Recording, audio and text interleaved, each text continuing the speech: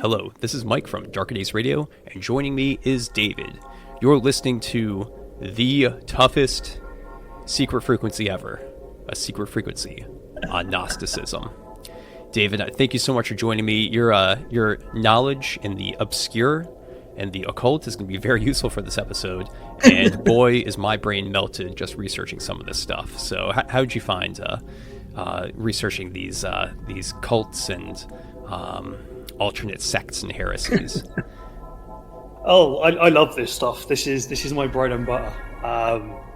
I sit here in the evenings. Now I finally got hold of some plastic crack. Back into some painting minis. I'll stick some YouTube videos on, some podcasts or something, and listen to like weird occult hermetic philosophies, theosophy, all the wonderful stuff. So doing something on Gnosticism, I love it because it's such a weird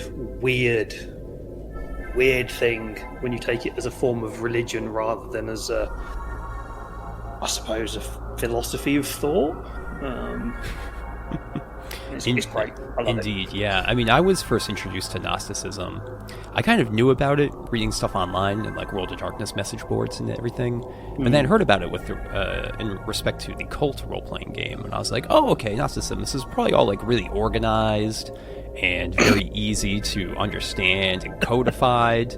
And I started digging into it years and years ago, and I'm like, this is like, it's like conspiracy fiction. You know how Mormonism is fan fiction of religion? This is like conspiracy fiction of religion, and it melts your brain. Well, you can just go down the routes of God, what's his name? The poet. I've forgotten his name now. Did Tiger Burning Bright? Blake. Blake created an entire thing on this as well, and he did it under drugs, and it kind of fits. But yeah, I got introduced into, I suppose, the idea of Gnosticism when I was maybe 16, 17, back when I was part of the Christian cult, I suppose. And I found the Gospel of Thomas in a book in a bookshop, and I started reading that, and then I got told not to read it because that's heresy. Yeah, I think we should stop teasing the listeners and really get into this, because tonight you will be regaled with stories, both fact and most definitely fiction, and treated to a plethora of ideas for your horror games. We don't really have any content warnings for this episode, but we will be extensively talking about religion, so please be prepared for that. Gnosticism is a scattered religious thought that has occurred in or has stolen elements from Hellenism, Judaism, Christianity, Islam, Manichaeanism, and Zoroastrianism, probably amongst others as well that I just don't even know. The vast majority of the writing, the majority of the writing and research in the English language concerns Christian Gnosticism, and specifically that found in the Nag Hammadi library, or the Gnostic Gospels, such as the Gospel of Mary, the Gospel of Thomas that David just mentioned, the Apocryphon of John, and the Coptic text known as the Thunder Perfect Mind. So our discussion today is going to be biased towards English sources. We'll strive to be as well-rounded in our discussion, but honestly, it's kind of impossible to provide a comprehensive analysis without either having a PhD or, a collection of moldering tomes. I wish. Yeah. The theology in this episode is going to get really, really messy. So if you aren't interested in hearing all this today, you can just skip ahead to the next episode. And then, well, let's go on to the horror and the Gnosticism. So Gnosticism comes from the Greek word gnosis, or secret knowledge. It's generally agreed by academics that Gnosticism is an extreme form of dualism, a belief system wherein followers consider there to be a distinct spiritual good and material evil aspects and principles to the world. Humans are trapped in the evil material where their divine spark is oppressed. This divine spark, as usually defined in Christian and Jewish cults, is usually a literal piece of their god, Yahweh. Gnostic churches typically require asceticism, taking the form of strict poverty, not eating much, not indulging in material possessions, and in some cases, avoiding sexual intercourse. We'll discuss the particular examples of these Gnostic traits in different cults and heresies in a lot more detail later. Historically, Gnosticism has been very decentralized. This collection of religious ideas, dogmas, and systems that became prevalent in different Jewish and then later early Christian cults in the late 1st century AD. Back then, none of the cults or groups would have considered themselves Gnostic, but may have recognized similar practices and esotericism amongst similar cults. Gnosticism itself was not really coined until the 17th century by the philosopher Henry More, in reference to a purported heresy in the Book of Revelation. This heresy was centered on the city of Thyatira, where the false prophet Jezebel seduced the Christians into fornicating and eating food sacrificed to idols. This wasn't really encouraged back in those days. So More called these Christians the Gnosticisme, which derived from a 2nd century description of the school of Valentinus, which was also named a heresy called Gnostic. So that was a whole lot right there. And I don't even know really how to unpack all of that. But basically, I think one of the things to realize is that, particularly with early Christianity, it wasn't like a one unified church. That's what they, would like you to think. But really, it was a lot of different groups, cults, some of them Christians, some of them more like the Pharisees, and many of them kind of doing different theological thinking and explorations. And some of this, obviously, came to be particular Christian churches that exist today, whether it be Church of the East, Roman Catholic Church. Other things had much more esoteric ideas, which were carried forward into different cults that were typically considered, by today's verbiage, as heresies. So I think that's really the point I want to get across. As you can see already, just starting with this, it's complex. It's not just a simple, this is a religion, this is its beliefs, this is what they do. It's, as I'll come to in a second, it's one of the earliest forms of Christianity that existed.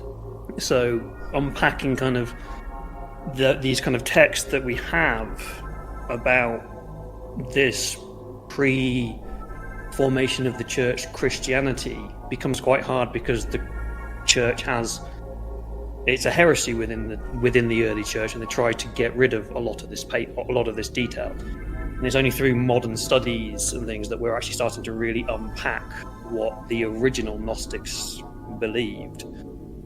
So it's kind of like, due to the writings of people such as Irenaeus, from I think the 3rd and 4th century, if I get that right. They pushed the wrongness of thought that was in Gnosticism, because they wanted to codify the beliefs of the church, or beliefs of Christianity. So the Gnostic beliefs didn't have a Bible.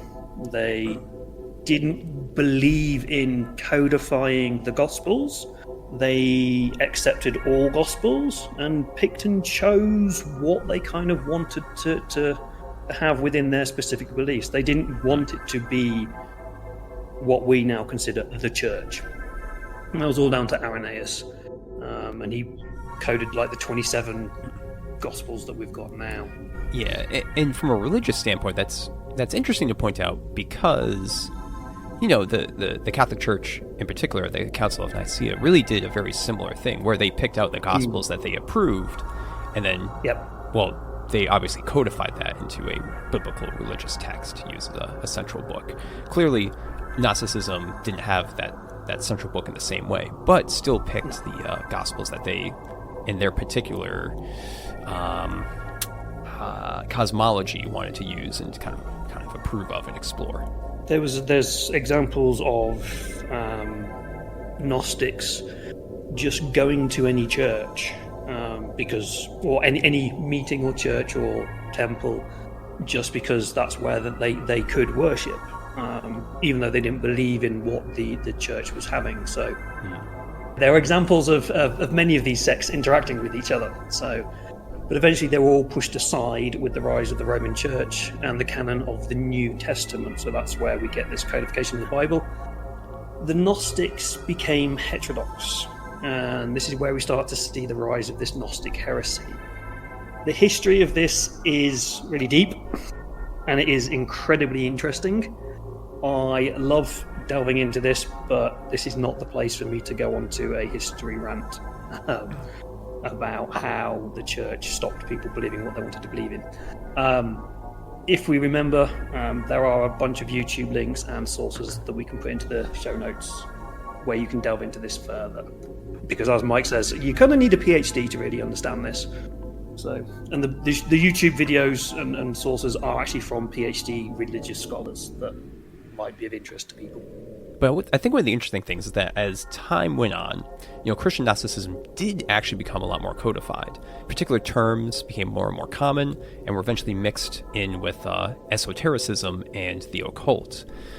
We'll try to explain some of these basic common principles of Christian Gnosticism later, but the terms that we'll use are not universal or exhaustive. Some teachings use different terms. We're going to also talk about some Jewish Gnosticism and Arabic Gnosticism, which have completely different language in some cases. And some of these different terms and different forms are used in esotericism, such as the Theosophists that David mentioned, which we're not really going to talk about today. The Rosicrucians, also, that'd be a great episode for another secret frequency in the future, and New Age religions as well. Definitely do. Oh yeah. Rosicrucians lead into everybody, because from just something like that, there have been many changes of these ideas and concepts from that original core idea of gnosis and knowledge.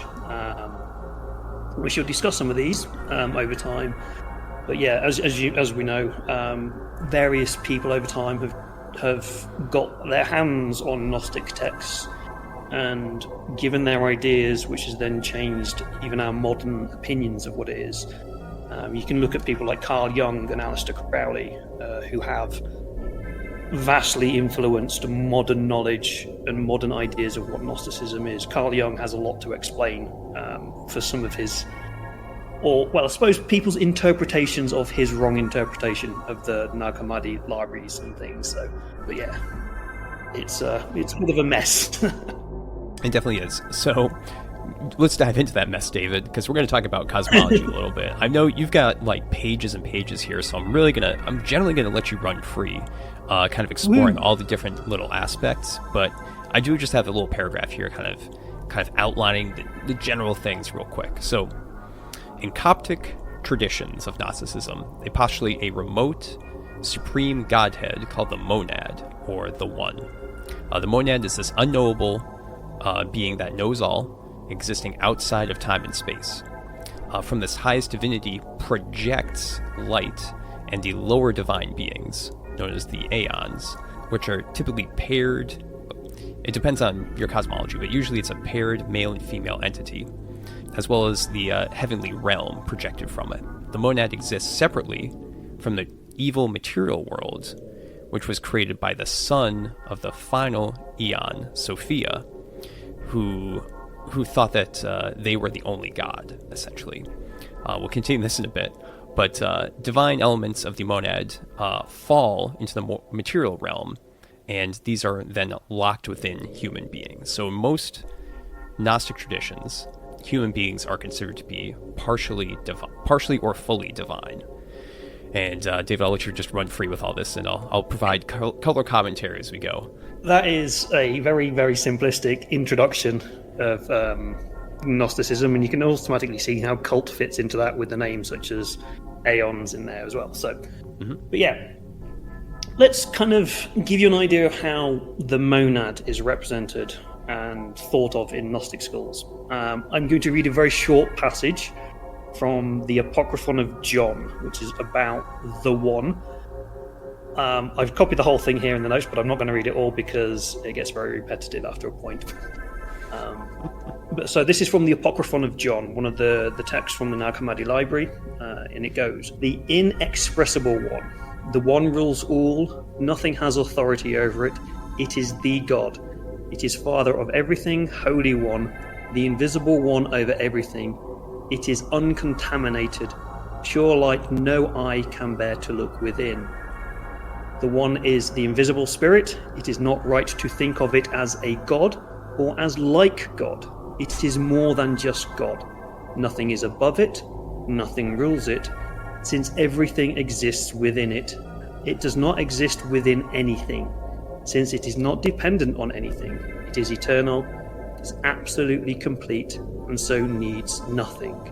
It is utterly perfect light. So you can kind of see their creation, or their idea of the one, the monad, however you want to express it, where they start off going, it is God, but it is more than God. So it's more than that Christian concept of God.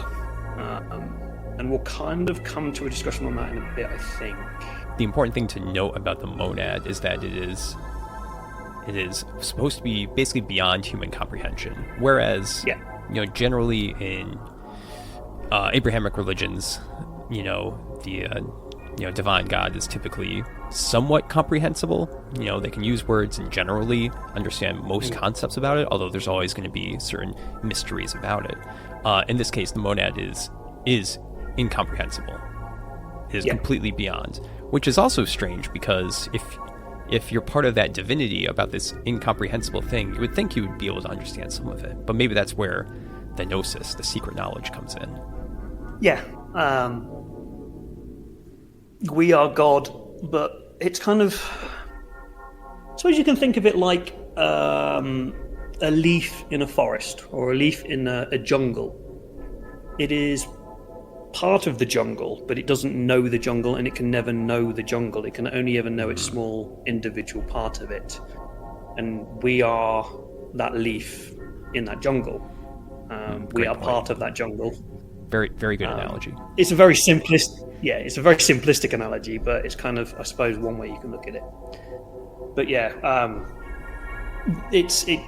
the monad becomes so much more than the Christian idea of God, and there is a weird separation between the Christian God and the monad, depending upon which school of thought you apply to it.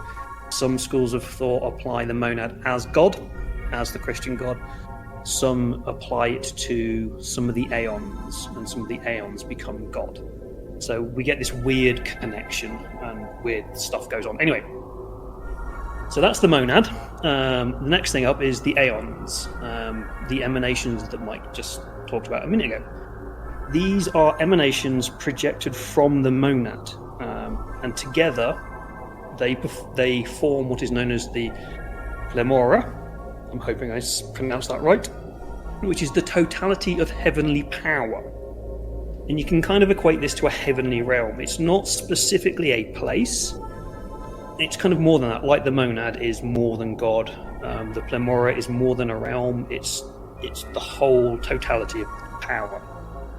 So it's kind of a hard concept to get your head around, power and place. But the aeons, as mentioned a little ago, they come in pairs.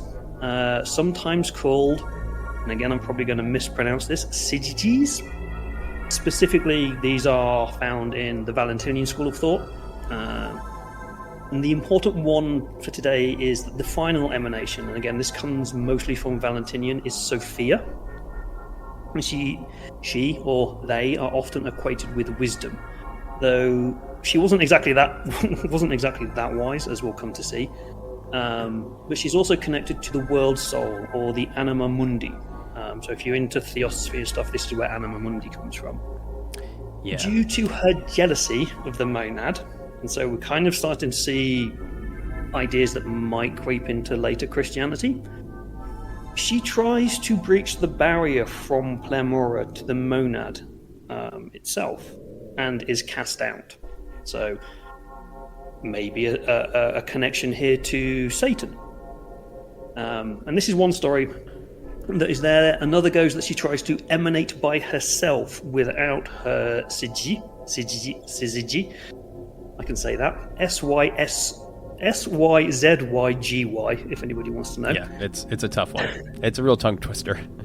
Yeah. Whatever the reason is, whether she tries to meet the monad or tries to emanate herself, she is removed from Plemora and she falls.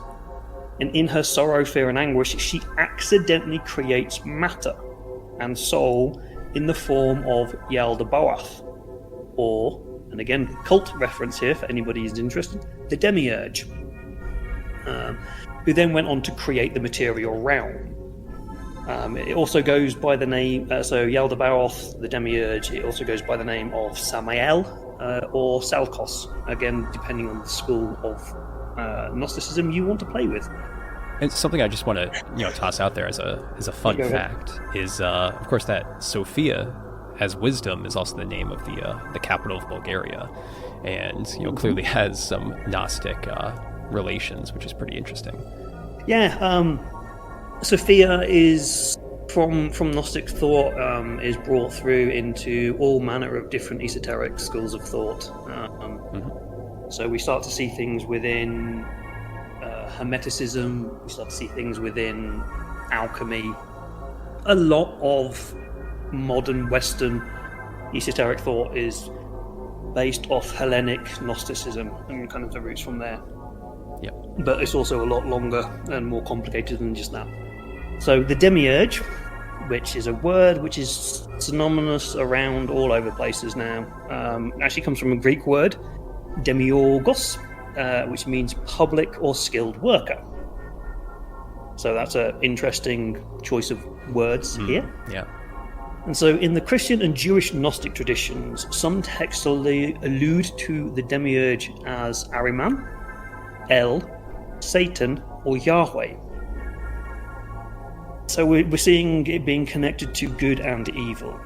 So right. Here, El and Yahweh are names for the Jewish God. And looking up the roots of these two names is really interesting. I'll leave that for another day.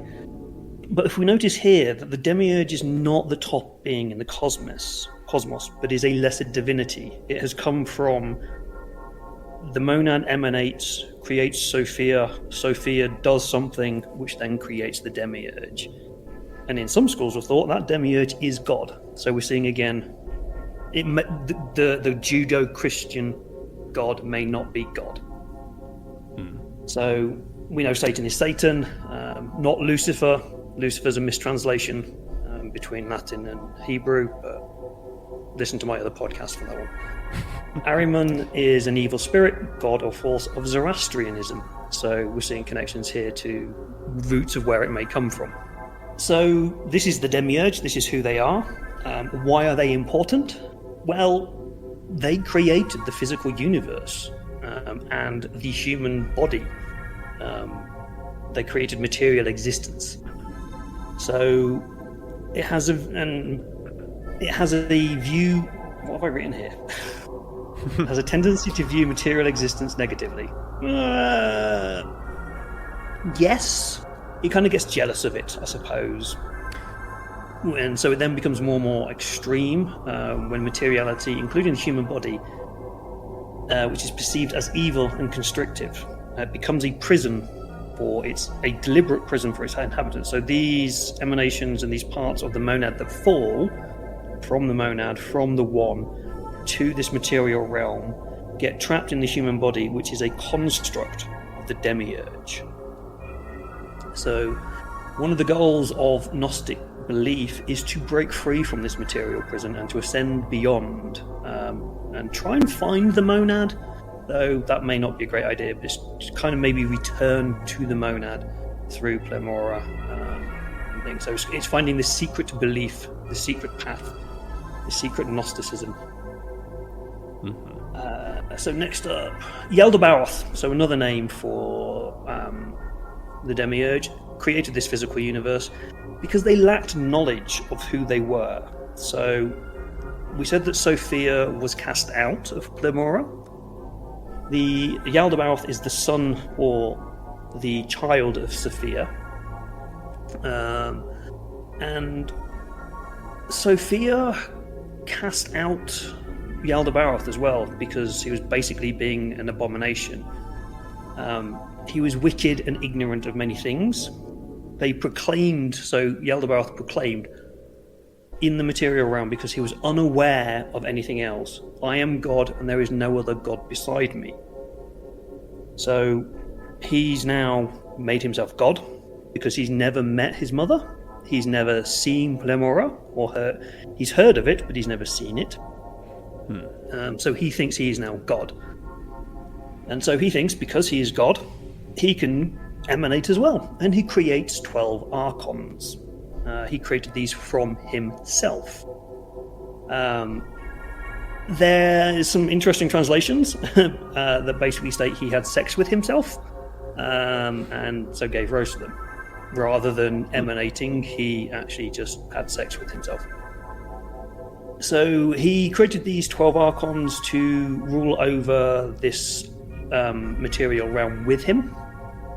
But due to his depravity and his lack of knowledge, the realm came out warped and wrong, and was no match for the Plemora that he had heard of. So the Demiurge, from this, we can see that there's very many different moralistic points of view you can take from this. So different groups see it in different ways. Some see the Demiurge as inherently evil, and some see it just as a misguided, lacking in knowledge being. And if you want to know more, obviously you can go look that up yourself. It gets really complicated when you look at the morality of Gnosticism and Yaldabaoth, because he's kind of innocent but also kind of not. Yeah, and things just get so confusing when you start looking at different sects, because, Dave, you just mentioned there being 12 archons, and I think you were getting that from Valentinianism. Yes. Yeah. So when I was researching, I was mostly looking at Sethianism, and in that one, there are seven not necessarily evil archons, and then kind of an indeterminate number of evil ones created by the Demiurge. Yeah. So things get really confusing when you start looking at these different sects, and it's really difficult to codify, as we keep mentioning. Because below this, I've also put a list of all of the other names from all of the different places of all the archons, and some connect to aeons and stuff. So it gets very, very, very confusing. Yeah, I wonder if sometimes they say that particular. They confuse the terms aeon and archon, because things are so little codified. Is there really a distinct hierarchy between them? Do they have different power levels? Clearly, gamified sense, that's something you put in, and that's clearly codified in, say, cult, which is why I want to, talk about a few of these, especially the Sethian ones. So, 7 archons created. You of course have in this context of Sethianism, they consider Yaldabaoth an archon, which was representing forethought, and this was the first created, preceding the other 6 that are mentioned. And of course, Yaldabaoth is also sometimes in some cults referred to as the Demiurge. So you can see that kind of confusion right there. You also have Yao, who's a archon representing mastery, particularly mastery of, say, materialism. You have Sabaoth, who is representing divinity. Adonaios, representing kingship. Eloios, representing envy. Orios, representing wealth. And then Astaphios, who is equated to Sophia or wisdom. So you see, we mentioned before Sophia being an aeon, but now in Sethianism, Sophia is an archon in this case. So, it's really a mixed bag between all these, because some of them aren't inherently bad things, like wisdom and perhaps mastery, but a lot of them are actually, these archons serve as distractions, like kingship and nobility. Envy and wealth are really going to be detrimental to the Gnostic viewpoint, wherein they're trying to ascend to that heavenly realm of plethora and reach the monad once more. Dave, you also copied in some great stuff here about how the visages of some of these different creatures, because they have oftentimes they have kind of a human body, but they have the face of an animal. So I see right here we have Yao, which is a human body with the face of a snake with 7 heads. So that's a pretty spicy one right there. Sabaoth having the face of a snake as well. Sabataios has a face of flaming fire. He's literally just a head of fire. I always find quite fun, rather than just being the animals of the other ones. The way we see with some of these, we say representing mastery and divinity, and wisdom. Maybe wisdom and mastery are not too bad. You can then start to equate this to demonology through later religions, where you see certain demons, especially within the Solomonic school of thought, where they actually represent good things like teaching of science and learning of knowledge. But what these are is they're bad in the respect that they teach anti-Christian thought processes. Right. So they're teaching you knowledge beyond what you want. So representing mastery here would be mastering stuff that may not be the monad would want you to master, and things like that. So by looking at saying things are not generally bad, depends on your point of view and where you get them from. So yeah, absolutely. Yeah, mastery over the printing press, that's it's going to cause some people some trouble. Yes. Yeah. Right.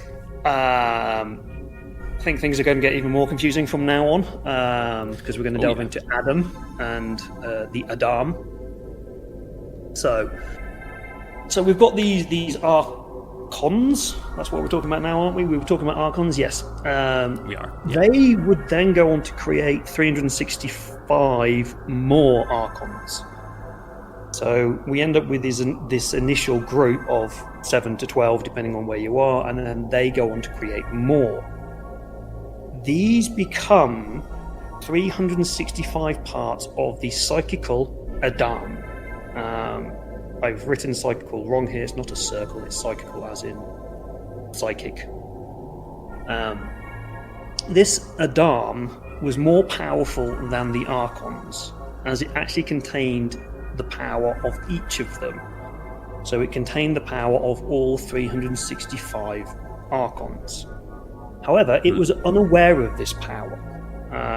And so to make sure that it kept being unaware, the archons cast it into a physical form, or Adam. And so this was then sent to the land of pleasure and gratification, the Garden of Eden. This was its prison. To keep the Adam unaware of its power, and as we are descendants of this Adam, we too are powerful, but imprisoned. So this is how we see the creation of Adam and humans within the Gnostic school of thought, and how we become part of the monad. I think this is specifically, again, Valentinian, and there are variations depending on which schools of thought you go down. So this is the root of most Gnostic thought. We are prisoned. So we are prisoned and must escape and fight past the archons to reach our full potential as metaphysical beings and be one with the Plamoro. So basically, we're demon puppets. That's one way of putting it. Yeah, the archons created our prison. We bow to them because we don't know that we're actually better than we are. So various different schools of Gnosticism have obviously various different views on this and different paths. So how does this relate then closer to Christianity? And again, Valentinian, because this is just the biggest one with most of the information, and the Nag Hammadi library is basically Valentinian. There are 2 archons here called Zoe and Sabaoth. These basically rebel. They become, I suppose, good archons is the best way to say it. They don't agree with the prison that the material world is. And they basically become God on a chariot. So kind of like that traditional classical image of the Greek and gods and things, where you see them riding across the sky in chariots. Yeah. This is what Zoe and Sabaoth become, and Sabaoth creates Jesus, and Lucifer is the demiurge. Now here, in this school of thought, Lucifer is actually a real thing, and is not a misrepresentation or a mistranslation of a Hebrew word. So, just to clarify, and I know obviously we only have so much knowledge of Valentinianism, but Sabaoth is an archon who creates Jesus and Lucifer. Yes. Lucifer, who is the demiurge. Is Lucifer also... No. would you say he's Satan in this case? God, Satan is... I can't remember who Satan is now. Yeah, he might be at like a higher level in this. But yeah, I'm pointing this out because this is where it gets kind of recursive and really weird. Wherein even within the same, let's say, group of texts, because Valentinianism lasted for hundreds of years, but even within this, you have different people at different, let's say, levels of power in the hierarchy being attributed, but all being the demiurge. Mm-hmm. And it's really confusing, which is great for an RPG, because when you throw that at your players, they're going to be like, what is going on? Which school of thought are they in? I thought they were in this one. No, they're in the other one. What? Right, right, yeah. Yeah, the whole thing with the whole thing with Lucifer and Satan is complex anyway, whether it's Gnosticism or just Christianity. Are they the same? Are they not the same? And then you throw in the levels of mind-confusing fuckery that is Gnosticism, and it gets even worse. But yeah, Sabaoth basically creates Jesus because he wants to give humans a way to break out of this mortal prison that we are in. So he creates Jesus and Lucifer to kind of give us a way out. Also, put a pin in that. In Valentinianism, Jesus is good. That might not be the case in all Gnosticisms we'll talk about here.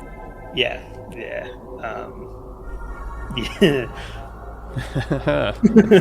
I'll let you deal with that one. Yeah. I'll just mention that Jesus may or may not have existed. Anyway, so I remember at the beginning of the episode you mentioned dualism. Gnosticism is mostly dualism, but there is also parts of it that can be considered monism. So there's the body and soul, the physical realm and spiritual realm. Physical realm bad and evil. The physical realm is the bad and evil side, and the spiritual realm is the good side. So that's your dualism. Yep. They are two fundamental concepts that exist that oppose each other. So good versus evil. I wrote this very, very long time ago, so I apologize if I sound confused. In the Gnostic system, there is a dualism between God, whether you consider that either the demiurge or the monad, and the material realm. And it can go from the extremes of radical dualism, where each divine force is equal, to mitigated dualism, where one is much more superior than the other. So, radical dualism, the archons, the aeons, the monad, they're all equal forces. They're all kind of sit in the same plane. And mitigated dualism is where we see this idea that the monad is unknowable, then you've got your aeons, then you've got your archons, and then kind of this step ladder approach. But that's far too deep and really just for us to get involved in. And again, there are much, much more deeper, interesting, well-rounded academic studies out there that I would love to delve into more, but I won't. So I think that's it, really. There are things like we could look at the things such as Abraxas, the Great Archon, the World of Darkness. No, not the game line. The World of Darkness, which is ruled over by Queen Rua. There's Tibil, which is from Mandaean theology. And then there's William Blake that we could look into as well. But yeah, so as a very brief, confused ramble of Gnostic cosmology, I think that's it. Yeah. So, I mean, I think one of the core things we want to point out from this discussion is one unknowably powerful being, typically, from which you have a dualism projected, which creates these different levels of powerful spiritual entities, which typically imprison a divine humanity. I think that's one way to explain it in the briefest possible manner. Yes. That's. I think there's no simple way of explaining Gnostic belief, Gnostic religion, but that's I think a good place to start. Yeah, and I see, David, you have some notes down here as well, which I think will kind of explain how the Gnostic movements kind of commonly interact with this. So I think that'd be good to explore before we get into individual Gnostic faiths. Yeah. So before we go into individual Gnostic faiths, because there's a few of them out there, most of them don't exist anymore, but one of them specifically does. They did share some common ideas and common features and beliefs. So one of the core ones is the conviction that the essential core of the human comes from Plemora and must return to it. So we have come from this heavenly realm, we have come from this heavenly power, and we need to return to it. Can't do this because we are held captive in the material world. Insight into humankind's origin, present situation, and our final destination means that the human being's liberation from the prison of material existence and his return to Plemora can, in principle, now occur, and will certainly occur after death. So if we become aware of this situation and that we are held captive, then we can return to Plemora. Self-knowledge and knowledge of God are two sides of the same coin. This knowledge does not result from rational argumentation, but from inner enlightenment, which is based on the revelation from a divine world. Yeah, so basically, I think that's a... Go ahead. If us telling you about this does not mean that it means you know about it and you will return. Precisely. You have to have precisely spiritual awakeness, which I think is the next one, isn't it? Spiritual insight or gnosis is not accessible to everyone. Oh no, it's not. Oh yeah, this is the fun one. Spiritual insight or gnosis is not accessible to everyone, only to those who are worthy, and so its core, at least, needs to be kept secret. They don't take converts. So most Gnostic schools of thought will not be evangelical. They will not accept you changing your beliefs. You have to be considered worthy, and they have to accept you into it. It's not your choice. So yeah, well, I think this is where that connection we were drawing to modern conspiracy theories really kind of plays in, wherein to be accepted into the community, you need to come to them with a belief and claiming that you have that secret knowledge, as opposed to the proselytization.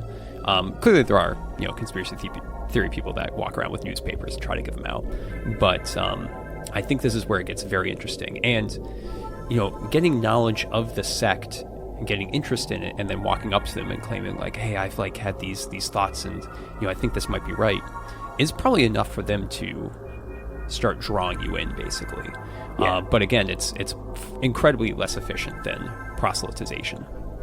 Yeah, I kind of like this kind of the idea of what is it? The secret handshake for the what are they called? Stonemasons.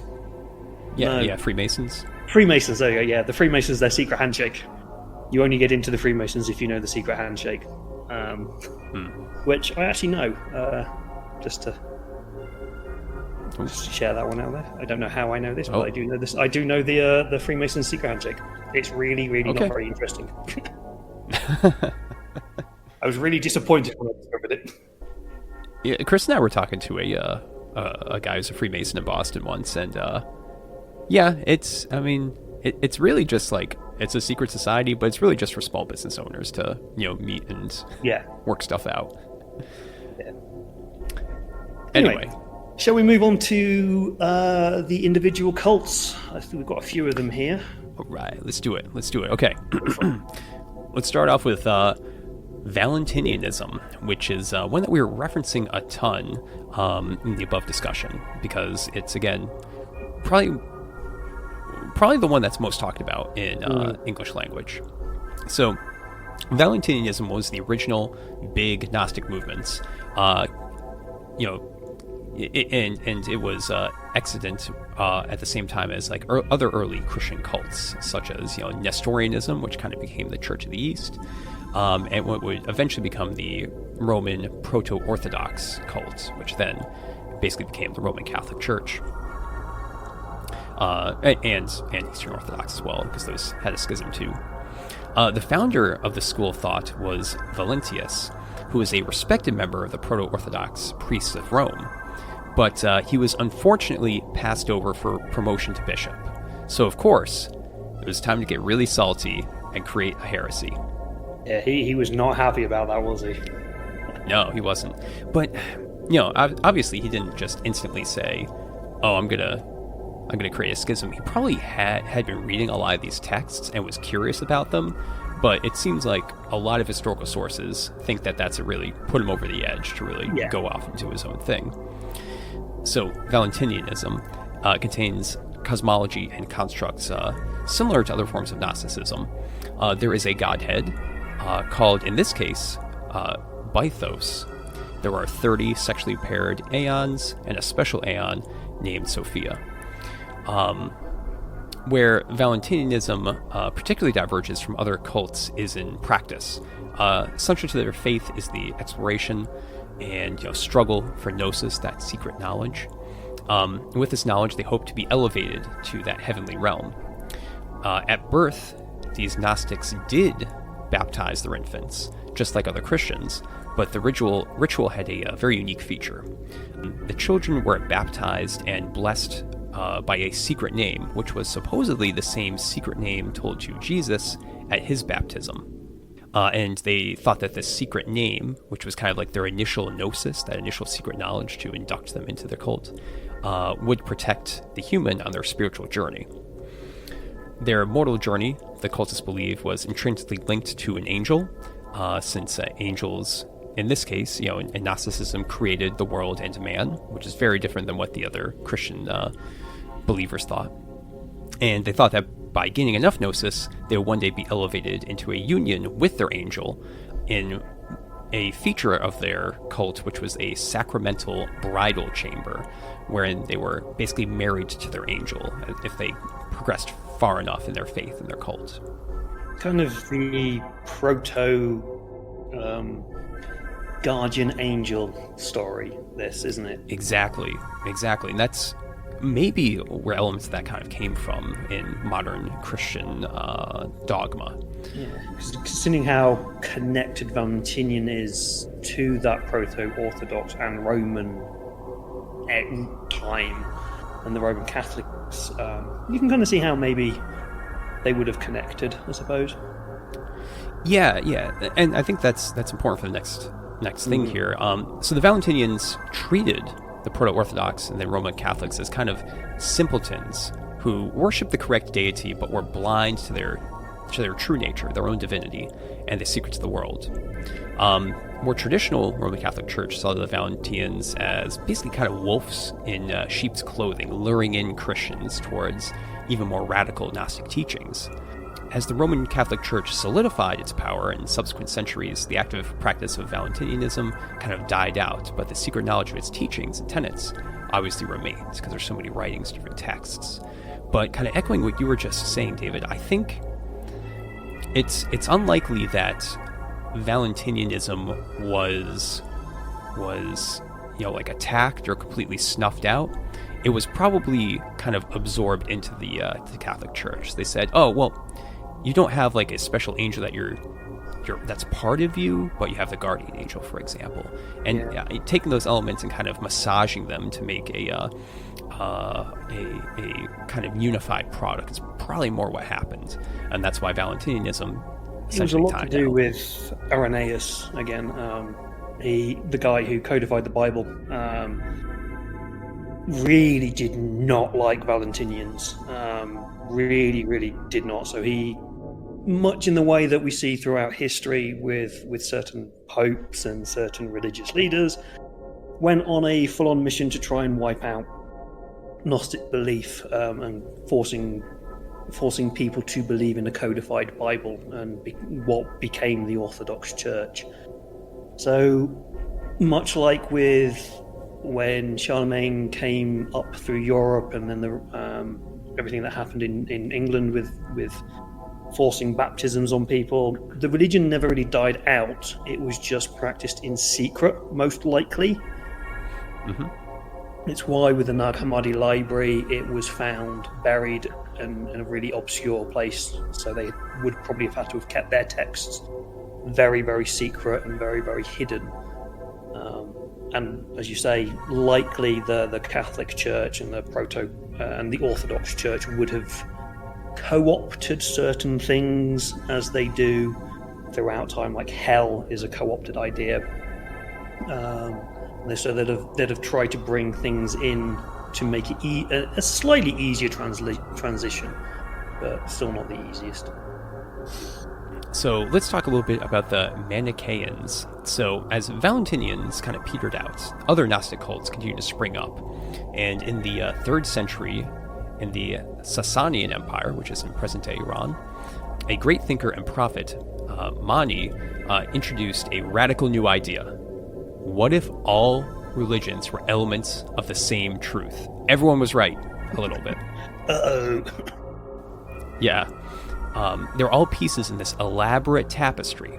All right, so he kind of started creating this dogma, and then eventually religion, combining elements of Judaism, Zoroastrianism, Christianity, Hellenic polytheism, Buddhism, Babylonian polytheism, and even Mesopotamian cults. So Manichaeanism it kind of spread like wildfire across Asia, and of course the Roman Empire as well. Which ultimately started to cause a lot of friction with these existing religions that didn't think they're all the same. So it's a very interesting thing. I'm not going to dive into all of the plethora of features of this religion. That will take longer than looking at Gnosticism by itself. Exactly. But why is Manichaeism considered Gnostic? So it's built on the same foundation of Zoroastrianism, which is, of course, a very dualistic religion itself, with a battle between good and evil, light and darkness codified into the religion, where mankind is torn between a fallible good god, who's called either the Father of Greatness or Zirvan, which is, I believe, one of the names for the Zoroastrian core deity. And then also torn between that good god and then the deceiver of evil, who is typically called either Ahriman, of course from Zoroastrianism, or Satan. In addition to that dualism, human souls might become enlightened and grow to join a higher plane, traveling back to a world of light from which they originated. Mani himself became a prophet after receiving secret revelations from and having a union with his angelic twin, or divine self, which of course led many Gnostic researchers and not really researchers, but Gnostic thinkers at that time to believe that Mani... Yeah, that's a good word for it. It made them believe that Mani was, of course, enlightened with Gnosis. So they really started to gravitate towards Manichaeism. Essentially, when combining all these different religious ideas, certain Gnostic traits were wrapped up in this new religion. It should come as no surprise to anyone that Mani's great idea of combining all religions didn't go over so well in the late Iron Age, and it was widely persecuted, particularly in the Roman Empire. They just didn't like this. They were just turning towards Christianity and didn't want to have anything to do with Manichaeism. And in other parts of the world, even in Persia, where it began, it lasted for quite some time. I think until the 700s, 800s AD, but it really fell out of favor at that point. But surprisingly, Manichaeism actually survives to this day, in some remote parts of China, it's very, very secretive, as most kind of Gnostic religions are, but also it was oppressed a lot, not just in communist China times, but also even during the Ming Dynasty and the Qing Dynasty as well. So it's still around, but incredibly rare at this point. It's an incredibly interesting concept, and you can draw some side connections to other religions and beliefs nowadays, but it was very much kind of, we'll pick and choose which bits of which religions we like. It wasn't so much that everything was correct, it's allowed you to pick and choose which bits you liked, kind of in a way a bit like chaos magic, which allows you to kind of pick and choose which rituals and which forms of magic you like. It kind of says everything is okay as long as it fits you. Which obviously within things like a strict political structure like the Church or the Roman Empire or other kind of main religious beliefs which have a dogma, they don't like. If you've got dogma, you can control people. If there's no dogma, you can't control people.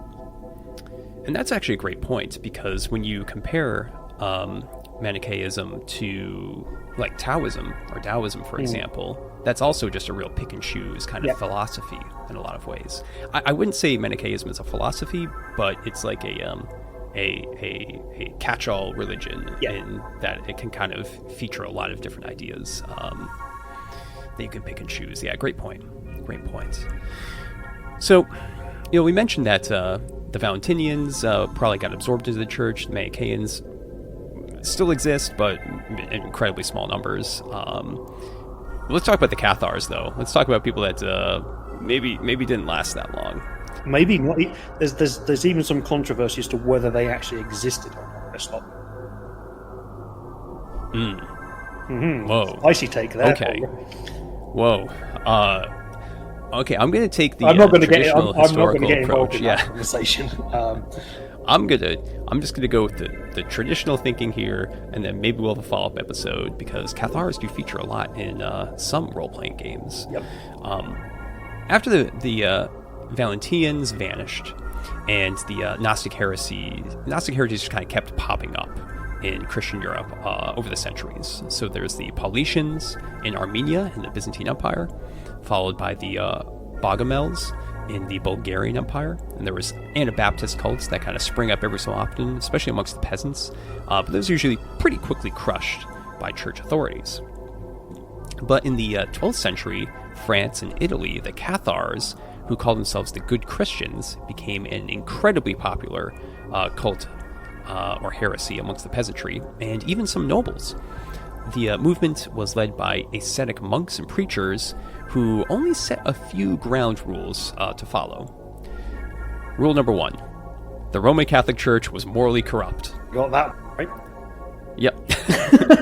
They got it in one. Rule number 2. Mortal souls were locked in a cycle of reincarnation to a life of suffering, and the cycle must be broken. Reincarnation in Christianity? Oh, God, no. Oh, yeah. There's something really zesty about that. I don't know if I have any notes about it, but actually, all right, let's pause. Tap the brakes. Reincarnation is bad. Yeah. Central tenet to Christianity is that this doesn't happen. Is that Jesus was resurrected and went back to his body. The Cathars think that's a bad thing. They're like, oh, this he's teaching you the wrong thing. Jesus is actually kind of evil, and you do not want to reincarnate. You do not want to return to your body. You want to ascend to that higher plane and rejoin divinity, essentially. Yeah. So you can see a whole lot of heresy right there and a whole lot of Gnosticism just in number 2. Let's talk about number 3. Followers should reject materialism and sex. A little tough for some people, and a little tough to keep a growing religion. Number 4. Cathars should not eat meat except fish, because animals held reincarnated souls. That's a really interesting one. Yeah, it's what we're seeing here is there's kind of a bit in the way, say, with the Manichaeans, is there's this connection to Eastern philosophy. So we've mentioned that Manichaeism believes in everything, which allows it to connect to things like Hinduism, Buddhism, Taoism, Shinto, and things like that. And a lot of these ideas are from that. And at this time, so around the 1100s to 1200s, we're starting to see these ideas creep into Western Europe. And so I can kind of see how these are getting in there. Also with the not eating meat except fish, that you can kind of connect that as well to Arabic ideas, so Islam, not eating certain meat and things.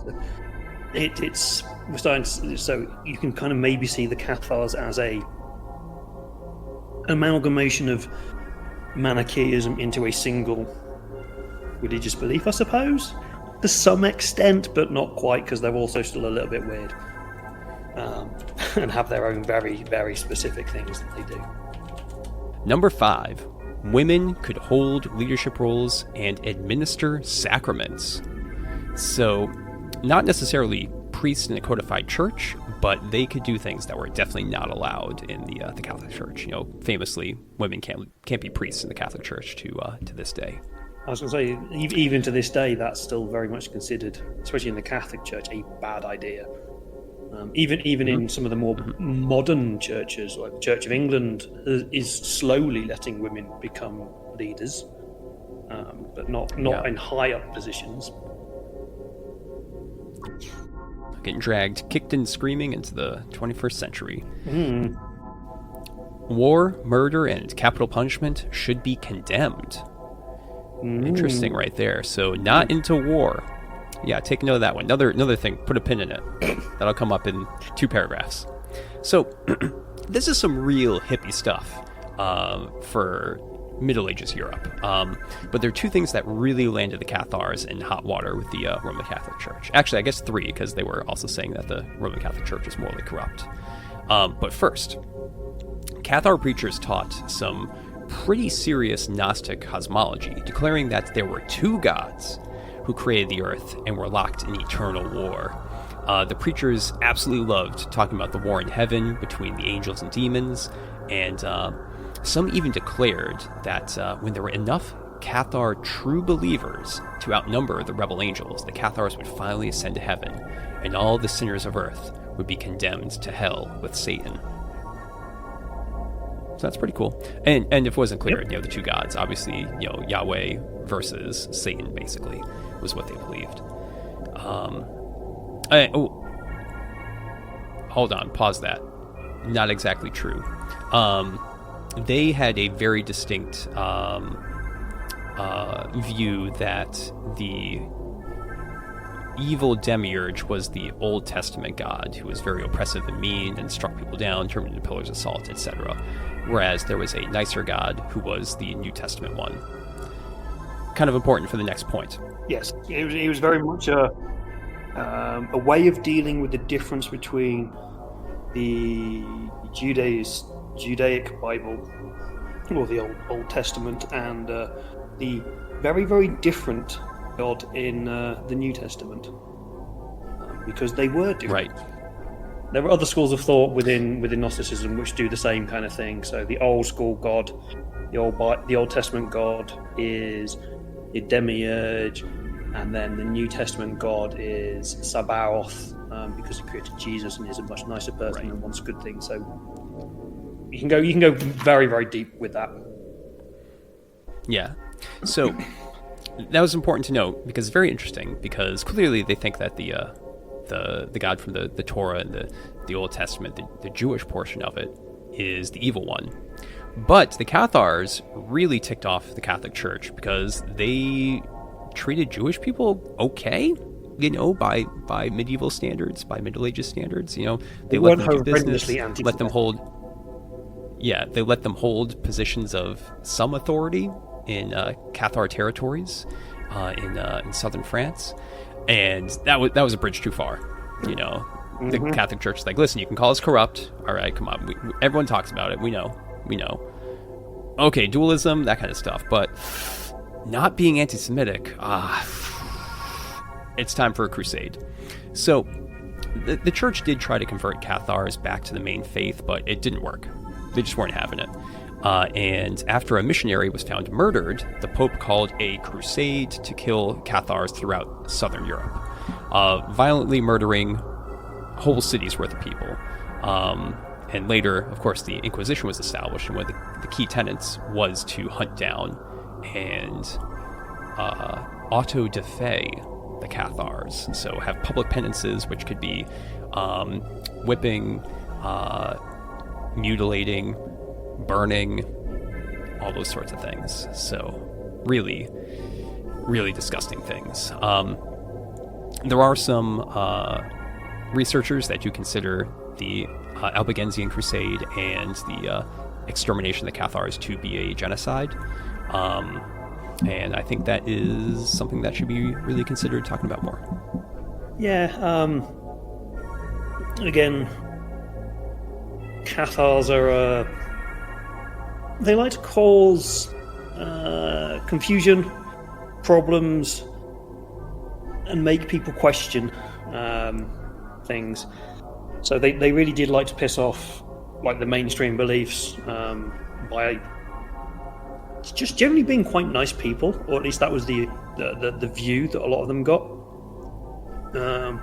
Obviously, medieval Europe, you cannot like Jewish people, so that pissed them off. And any excuse for the Inquisition to go and hunt people, they were looking for these things. But they're still, as I said earlier, they are still continuing to cause problems. Because I think in about 2015, 2016 maybe, scholars started to wonder whether they actually existed or not. But that's quite controversial. So, David, my brain cannot handle that right now. I just can't. No, we need to move on. We need to move on. We've gone on for quite some time. Let's very, very quickly go over Mandeism and Setheism. Just as a quick thing with Mandeism, Mandeans, I'm not going to say much about them, but they are actually an active Arabic Gnostic religion that is still active today. There are probably around 60 to 70,000 followers worldwide, and it is maybe one of the closest to the original ideas of Gnosticism that exists. So yes, there are still some other Gnostic beliefs out there, but Mandeism is rooted in the traditions of not Valentinianism, but the original ideas of Gnostic thought. They consider themselves the people of the book and are protected under Islamic law. So they are actually more of an Islamic Gnostic belief system than a Christian. I think it's weird because they predate Islam by 700 years. So clearly they're based off of Arabic polytheism, but enough of Islam has kind of been integrated into it that they are typically protected under Islamic law. They see their similar so root. it's a very, very strange kind of synthesis that's going on. Yeah, they kind of accept the similar cultural heritage and cultural roots that has led to both beliefs. We do have a little bit of nine characteristic features of Mandean Gnosticism, and this is according to E.S. Drower. That's what the notes say. So there's a supreme formless entity, the expression of which in time and space is the creation of spiritual, etheric, and material worlds and beings. So kind of the monad, but also actually created the physical world. The cosmos is created by the archetypal man, who produces it in similitude to his own shape. So I exist because I think. As a way you can maybe think of that. Again, we have dualism within it, and it also has the syzygy within them. The soul is again, we get the whole idea that the soul is captive in the physical body. and we I don't know. are originally part of the entity to which we want to return. Now, we also get a bit of astrology. The planets and stars influence human fate. But we actually didn't mention this. Some of the aeons, I can't remember whether, I'm sure we mentioned this at some point previously in the notes, but it seems to have disappeared. The aeons and the archons are related to the planets. And I don't know why. I don't know where that note went. But yeah, so right. Yes. And the 12 were also connected to the planets, but they added extra things in as well.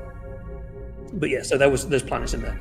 There's a savior spirit of spirits, which assists the soul on the journey through life. So, like we were talking with the Valentinians and the guardian angel appears here. They do have their own language and symbology and metaphor. We also have the mysteries, the sacraments that aid and purify the soul. So your general, usual religious stuff that we get, which also brings in the creation story, especially the divine mad Adam, as we saw and crowned and anointed king priests. And also, as with everything, there is great secrecy. But you can be initiated into this. But if you do, you have to preserve the gnosis. Unlike Buddhism, where if you reach nirvana and in the nirvanic state, you can pass on your knowledge. Within this, you don't, unless you are initiated. So that's a very brief, muddled look at Mandaeans, and then we'll do a very brief one on Sethians, and then we'll get into actually some RPG stuff. Only an hour and a half in. Yeah. Whew. Whew. Oh boy. Yeah. This has been intense. So, Sethians are basically a form of Jewish Gnosticism, focusing on the Torah and Old Testament. And generally, it's very similar to the Gnosticism that David and I were discussing before with Valentinianism and the Valentians. There's a godhead, a demiurge, archons with the heads of animals, etc. But where it differs primarily is in its interpretation of biblical events. In the Garden of Eden, a prison that was created by the demiurge, there's Adam and Eve, who have lost their full divinity. And it's not until the serpent, who's kind of a mysterious hero in this Gnostic faith, Gnostic belief, this serpent convinces Adam and Eve to eat from the tree of knowledge, that humanity regains some knowledge, gnosis, of its divinity, and can finally make its first steps towards freedom from oppression. And I think that's a really powerful concept because it flips this kind of original sin theory that's held in Judaism and Christianity. But instead of making it a sin, it's really a first bit of knowledge, basically a first step towards, instead of being sinful and evil, being oppressed people trying to seek knowledge and to better themselves towards that divinity. But that's really a powerful concept, and I think it explains why Gnostic cults have stuck around so much, because instead of telling people, hey, you're bad, you're evil, that sort of thing, saying, hey, you're actually a special person, and if you get this knowledge, you can become even better. That can be very powerful for some people, and I think that's kind of the allure that it holds. It's very much the opposite of you done messed up, you're now bad people, to yeah, something went wrong, now you are actually gaining the knowledge that you need to become a better self, and giving people that, I suppose, bite of the apple is the phrase that comes to mind here. Tempt people with the bite of the apple allows you to become knowledgeable. Lack of control as well. I'm not going to get into deep conversations here. Let's go on to role-playing games. So how can we use Gnosticism in role-playing games? Obvious notes, Gnosticism has been portrayed in several role-playing games. Cult is, the most obvious example, which directly ports a lot of Sethian and Valentinian nomenclature and ideas into the game, with archons, aeons, etc., and kind of that seeking knowledge and gaining power through that knowledge, but ultimately being quite changed from the experience. There's also Mage the Awakening, which famously uses Gnostic concepts to make its own completely unique cosmology. There's clearly, similarities between exarchs and archons, for example, but it is kind of its own thing. It doesn't really poach any, direct nomenclature or verbiage from Gnosticism itself. Demon the Descent as well, uses a lot of Gnostic ideas. The genocide of the Cathars also gets explored quite a bit in Vampire the Dark Ages, which is pretty notable. And all these games, I would say, if you want just something that you can easily use these concepts with, and have interesting and serious way to explore Gnosticism, these would probably be the 3 or 4 that you want to gravitate towards first. But how are we going to use these ideas in other games? The most popular horror role-playing game is probably still Call of Cthulhu, and off the cuff, Call of Cthulhu and Gnosticism thematically, they clash. Cosmic horror typically punishes players for gaining knowledge by impacting their sanity, or sending them towards breaking points or anything like that, stress points, in different Cthulhu-style games. But Gnosticism as a religion encourages seeking out hidden knowledge and forbidden books to step closer to freedom through divinity, or freedom of your divinity. Moreover, Call of Cthulhu investigators should really be normal people, not these beings with a divine spark. So balancing cosmic horror and Gnosticism you gotta be really delicate. It's a very careful balancing act. But here's a couple ideas. So Gnostic ideas can be really easily used for cultists, since they've already gone crazy. Cultists of Yeg, Nyarlathotep, Shub, etc. They already are worshiping these deities. They've already probably lost their minds.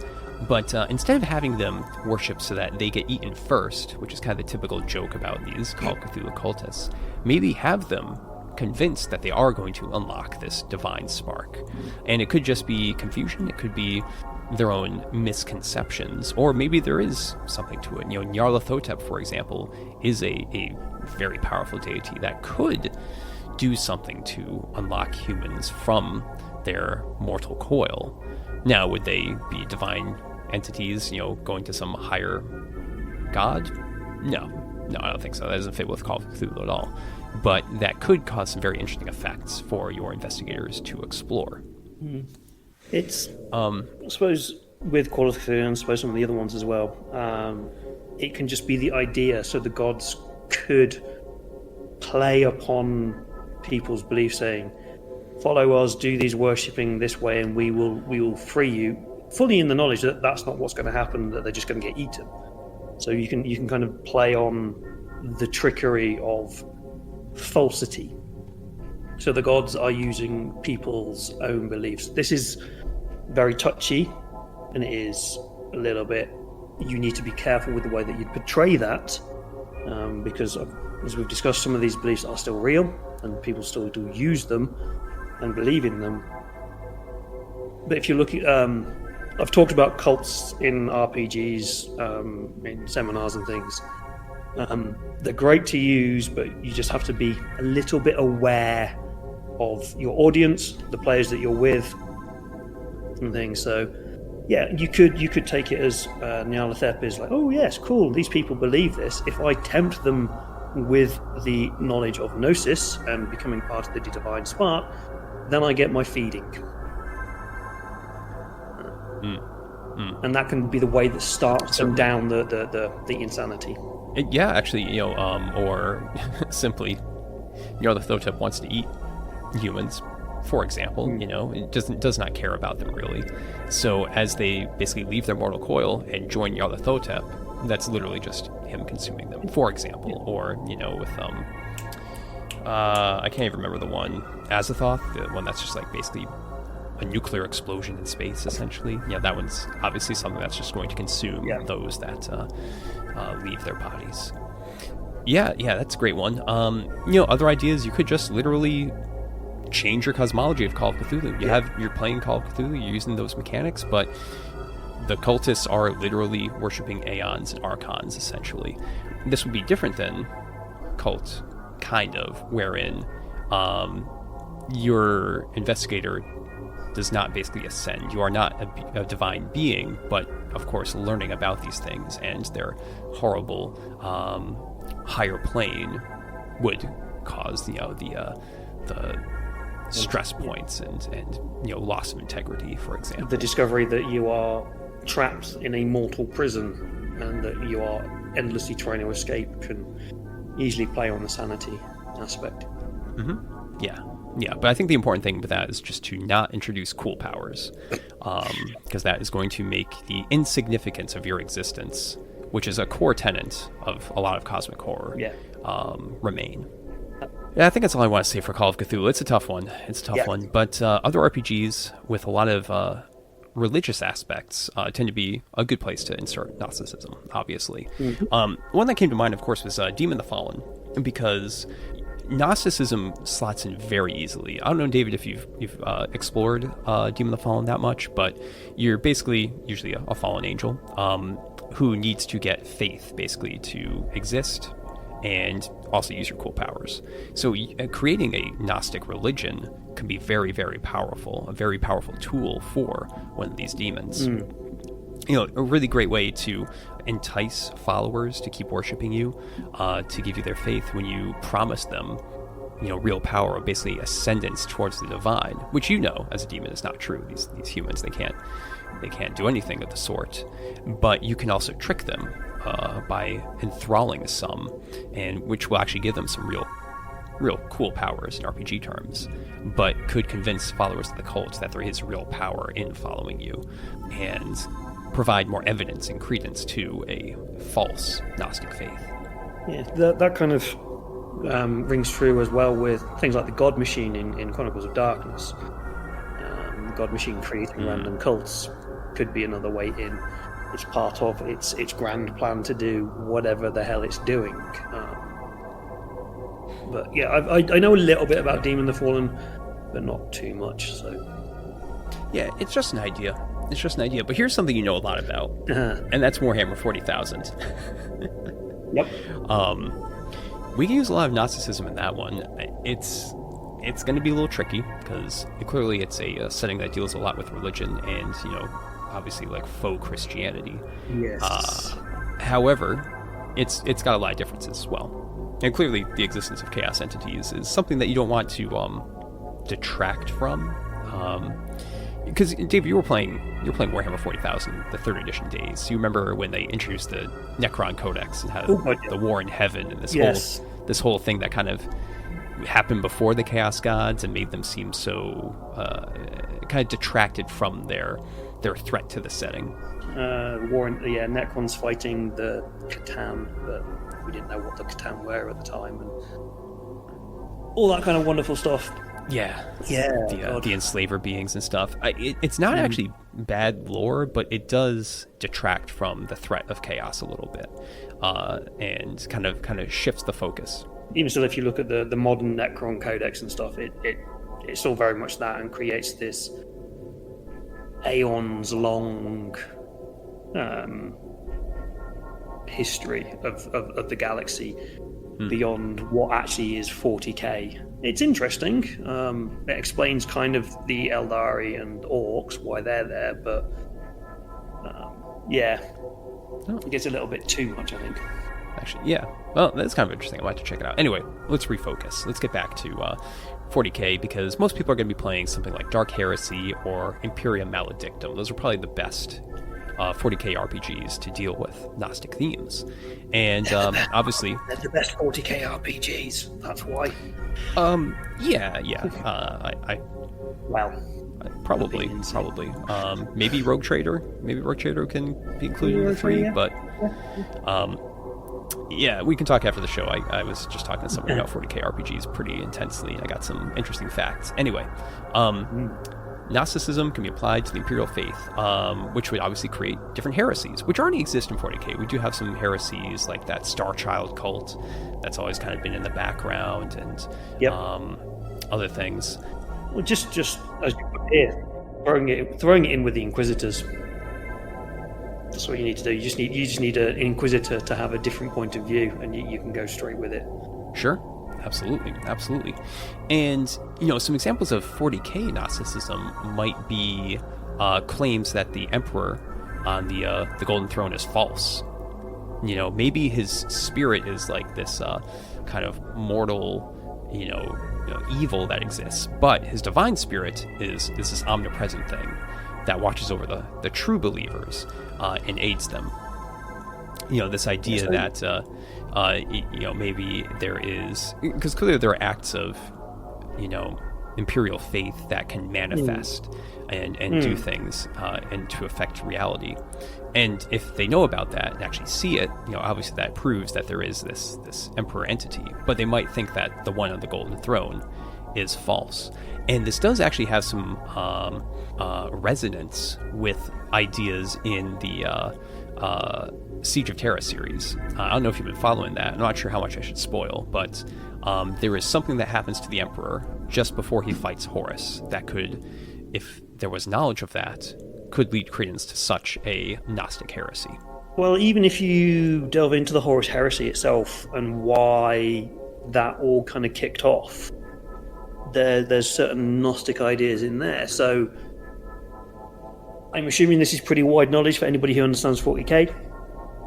Horus rebelled because he thought the Emperor wanted to ascend to godhood. And that instantly can throw in ideas of Gnosticism. He's trying to obtain the Gnosis through force, through power, and Horus is like, yeah, no, that's not quite the way you're meant to do that. And so, but we can also bring in the idea that the Emperor is one of the, I can't remember what they're called, but the Primarch of the Salamanders is one as well. The Perpetuals. The Perpetuals, yeah. He's one of the Perpetuals. So this is an inquisitorial heresy. There are different groups of the Inquisition who believe this and don't believe it. And that some believe that he should die so he can ascend to heaven, or ascend and then be reborn. There's all sorts of really wonderful, weird, crazy theories out there about the Emperor of Mankind. We also just see, pure and simply, the dualism between the Emperor and Horus. Yes. You want to go with the religious philosophy? Certainly, yeah. That's a great thing to do. So you could actually have, imperial citizens that worship the Emperor, but also worship in kind of a fearful way Horus as well, thinking that he is like basically the evil entity in the dualism. It's actually interesting that you were talking a little bit about some Horus heresy history, because, and I don't think this is so much hard canon anymore, but it used to be that the Emperor was created from a bunch of psychers and like shamans, witch doctors, and other things, all getting together and basically committing ritual suicide in very early human history. And their psychic energy kind of all coalesced into this one entity, which became the Emperor of Mankind. Yeah. And that's actually an interesting inverse of Gnosticism, wherein from, let's say, the souls or divine energy of, or psychic energy of regular humans, it created this one, I don't want to say superior entity, but a more powerful entity, let's say. Yeah. Which is an inversion, which is actually quite interesting. I don't know how to use that, but it's kind of cool. Well, there's the simple way that if that is true, and I don't know whether it's still part of the 40k lore or not, well, the Emperor feeds on thousands of psychers every day. So he's still taking up souls every day to keep him alive on his corpse throne. So he is taking into himself souls. So is he trying to forcefully, again, ascend and reach Plemora, as so to speak, by gaining people's power in an act of heresy? just another idea. Oh my gosh. All right, 40k theories. Always the best. Always the best. But let's move on over to another great setting, which is the Iron Kingdoms. Yes. David, I think you're a bit more familiar than I am, so correct me on anything that I say here. But you have basically two gods of kind of magic and humanity, which are Moro and Thamar. They're kind of, and they echo Gnostic dualism. Very much so. So this is, for anybody who knows anything about Iron Kingdoms, we're going to look at. Well, I suppose we can also go into the other gods as well. Actually, thinking on it, because there's the worm who fights as well, and you end up with dualism within what was the Horde's setting. I've not looked at this for so long. Since Chris started doing stuff for Iron Kingdoms, I've been meaning to look into it again, and I can't, and I've not had time. So all my knowledge is like second edition knowledge. Yeah, fair enough. Of the tabletop game. And so is mine mostly. I've read through a few things, to help Chris with like playtesting and stuff. But yeah, my knowledge is a little older. But we both know that you have Moro, who's the Lord of Goodness, while Thamar is a deity of selfishness. And in their lifetime, humans may be visited by either god, and in this act called the Volition, wherein they're presented with a moral dilemma. They don't really know that this is going on, but it is at one point in their life the gods will act and put something in front of them, and the mortal's subsequent choice in that moral dilemma will point them onto the path towards either god, essentially. Do they start to lead a very let's say goodly life, or one that's very selfless, or a selfish one where they might try to seek power, seek forbidden magic, and stuff like that? Yeah, so it's the difference between Moro and Thamar. They were twins back in the history of the Iron Kingdoms, and they both ascended. I can't remember what the word is that they use in the setting, but they both basically reached godhood, but through very different means. Thamar attained godhood through mystical knowledge and magic, and Moro gained godhood just kind of through being good, being a righteous soul. And so they created these two paths that are both accepted religious tenets within the setting, though Thamar is looked at less favourably, I suppose. Yes. Absolutely. I mean, but and Thamar is very much more about gaining secret knowledge, whereas Moro is about the goodness of life. So yeah, in a way, it's kind of a very dualistic form of Gnosticism in the ways you gain knowledge. Moronites tend to be scholarly. Thamarites tend to be, weird magic shit. Let's do some funky things and blow shit up. Yeah. But you could still really introduce that kind of Gnostic mystery into your game, wherein, after certain individuals, not all, obviously not every single human in this setting is going to be on the path to, or closely cleave to the path to either Moro or Thamar, but some particular individuals, whether they're chosen or they themselves choose to follow it, are going to gain particular patronage and maybe gnosis, secret knowledge from those gods.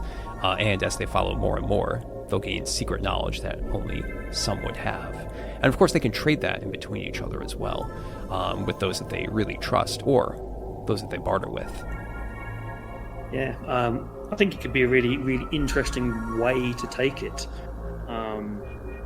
especially if you start to deal with the Nightmare Isle and what's going on over there with all the weird stuff that happens with that.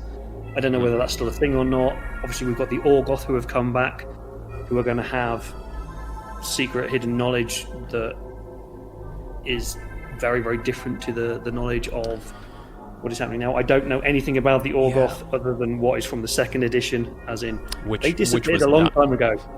Which was not a lot. There was something with the Orgoth wherein, and this is secret knowledge in itself, where a lot of the memory of them was kind of erased from the inhabitants of the conquered continent. So them returning is interesting because it's like, oh, now we see what they really look like. But there is still that kind of knowledge gap. And dealing with that could be kind of Gnostic in its own way.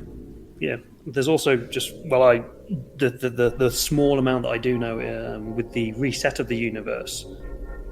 There is, what were they called? The mechanical race, the ones who like to turn themselves into robots. The Cricks. No, not the Cricks. The Cricks were the nightmare realm. I'm gonna have to Google it. I want to say it begins with C. I want to say Cyrus or something. Like that. Cyrus. Yeah. Anyway, that race, they basically saved the world by getting rid of all the weirdness that was happening on. But they had secret knowledge from the stars. They're kind of a bit like the lizardmen, I suppose, with their secret star knowledge. So they as well had a lot of darkness and hidden knowledge that you could go around. So you could find some of their old temples, because they built a gateway that allowed people to travel through it and things. I'm very vague on the history of it and the lore of it. Chris would be a much better person for that one. So I think certainly Iron Kingdoms would be a really interesting place to go with it, because it's obviously an actual evolving world, unlike they tried to say with 40k. Right. So there's one game on here as well that I'd kind of like to side mention that we've not got notes on, and it's basically it's one of my favourite RPGs, if not my favourite RPG, which is Wesen. Here we go. Yeah, so Wesen is obviously Free League. It is set in the real world to some extent. It is set in the real world, in the mythic real world. So fairies and dwarves and giants and dragons exist, but only for people who have the sight. So you have to have gone through some form of trauma that involved a Wesen or a fey creature, which would have given you the sight, which means you can then see them. So this is secret knowledge instantaneously. So all the books and things that we see out there, so Grimm's fairy tales, the Grimms in this world had the sight and they wrote about them, but people just see them as fairy tales. So gaining the sight is gaining secret knowledge into a world that only a few are aware of. Now, bringing in Gnosticism, you can bring in similar ideas with the Cathars, where the church wants to stop people with this knowledge. They obviously don't like the Wesen. They go against their beliefs, and so you can bring in the society has to fight against a church order who's trying to shut them down because, oh no, people can't know about this secret world because that goes against what we believe. Bringing in Inquisition and stuff like that. Yeah, and certainly if you can figure out a way wherein the existence of the Wesen actually really threatens the church, because clearly in this setting, the assumption is that fairies, trolls, giants, etc., they exist. Does in some ways, and this is going to obviously differ a lot from the setting, but does belief in those things cause them to exist? Wherein if the church stamps out all belief in them, they will cease to exist. Which is actually kind of a Warhammer thing with like what the Emperor was trying to do. But that's what I'm wondering, and that's why I think you really need to have like a good motivation for the church to. I think that could be the motivation for the church. That could quite easily be the motivation for it, but that's not how the setting works. Yeah, it could be a false motivation, right? It could be that's the thing. It's completely wrong. Yeah. But if they get rid of everybody who has the sight, there's nobody to write about them in a realistic kind of way. So therefore, belief in them will disappear. So the actual kind of story is obviously it's set in the 1800s. Industrial Revolution is going off. Loads of building, work, train tracks, and all this kind of stuff is forcing the Wesen out of their homes. They're being pushed away, and the Wesen are fighting back, going, "Hang on, this is our land. Please don't do this." And so there's this conflict between the old and the new, and the church is obviously probably going to be more favourable to the new. So the more that they can promote growth in industry and knowledge and hide ancient knowledge, pagan knowledge, is for the benefit of the church. So this is just something that I'm kind of putting out of my head right at the moment. I've not thought about it. There's probably a load of more fun ideas you can do for it. So it's a good setting which allows you to bring in these kind of ideas. Absolutely. Anyway, absolutely. And there's probably a million other RPGs that it would fit with. It's tough though. It's quite challenging. It's quite challenging. Obviously, like Cult is like, it just is the Gnostic RPG. Yeah. But because things are so weird, and I think RPGs wherein there is some sort of like power, that inner power that the characters have, could play well with Gnosticism. I was thinking about C.J. Carella's Witchcraft being an option, but that obviously plays into a lot of New Age things and esoterica as well. So that could be good. Obviously, Mage of the Ascension uses Gnosticism in some places as well. Dark Ages Mage. Games like that. A lot of things dealing with magic, obviously. Anything that kind of maybe even hints at divine sparks within people, I think you can lean into. So there's loads of stuff out there. It's just a matter of...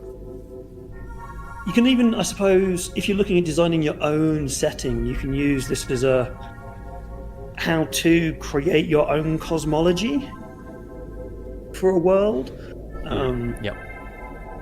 Because you can see how mental cosmology can be just in real world religions with Gnosticism.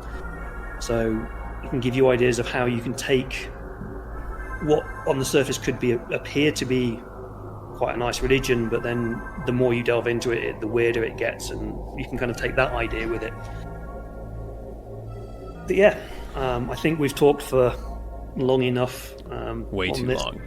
Way too long. My brain is melted. My brain is melted. But all right, so for the listeners that made it to the end, thank you so much for listening to some of these ramblings. But we're actually going to help you out with exploring this more. David has looks like 4 YouTube videos right here, which we're going to link to in the show notes that you can check out. We've got Gnosticism is Me Explained. .org. Okay, so I think that would be a great place to go as well to get some summaries and other things. I'm thinking maybe we should actually just put these show notes online as well so that people can kind of follow along or reference back, because there's a lot here. And I think that would be good for people to have a reference as well. Whatever it is, the website. On the blog. Yeah, we'll put it there. And that's it. So we're, of course, Darker Days Radio, and it's been a pretty cool Secret Frequency. First one in a while, so that's been great. I think it's almost been a year since we had a Secret Frequency, but this one's been, it's been quite a long time coming. Mountain to climb. Yeah. If you want to find out more about our work in horror gaming, check out darker-days.org. Also, that blog, which can be found on our link tree, which is linktree/Darker Days Radio. You'll find a note to that, or a link to that into the show notes. If you want to send us an email us at darkerdaysradio@gmail.com. And until our next Secret Frequency, good night, good luck, and stay safe out there. Goodbye.